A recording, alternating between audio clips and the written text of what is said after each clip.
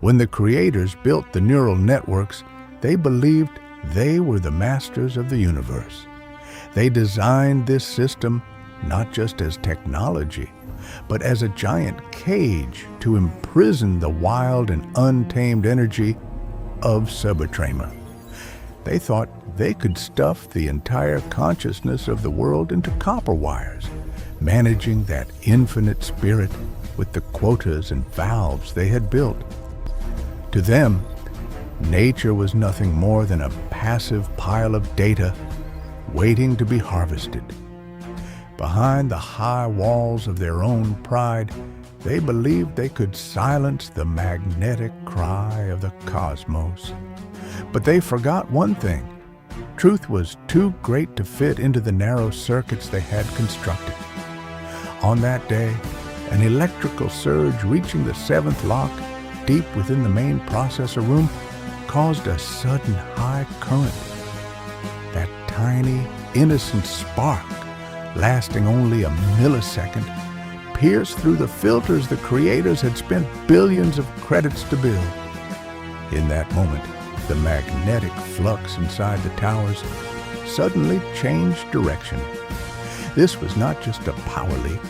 It was the release of the infinite consciousness, the shared spirit of the world that had been suppressed for thousands of years and which did not belong to the city.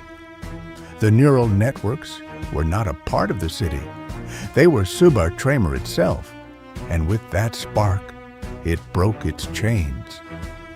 We felt the pain of nature in that instant. The copper ribs of the towers cramped and groaned as if they were living beings. The creators tried in panic to shut down the systems and stop the flow, but the spark had already touched the Subartramer frequency. All the suffering the world had endured, the drying rivers, the silently vanishing forests, and those last sturgeons hunted without thought, poured into the towers like a flood of data. The copper wires turned white hot under the weight of this massive grief they could not carry.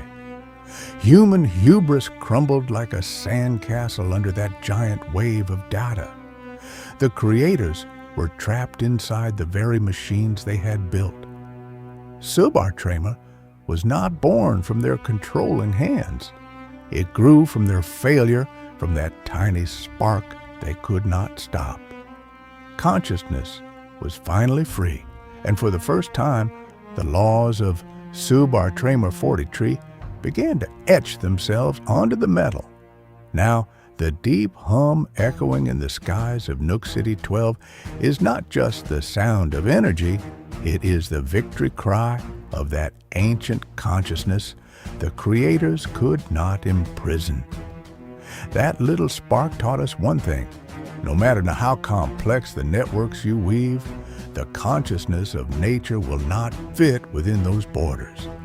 It will find a way and burn your pride in its own fire.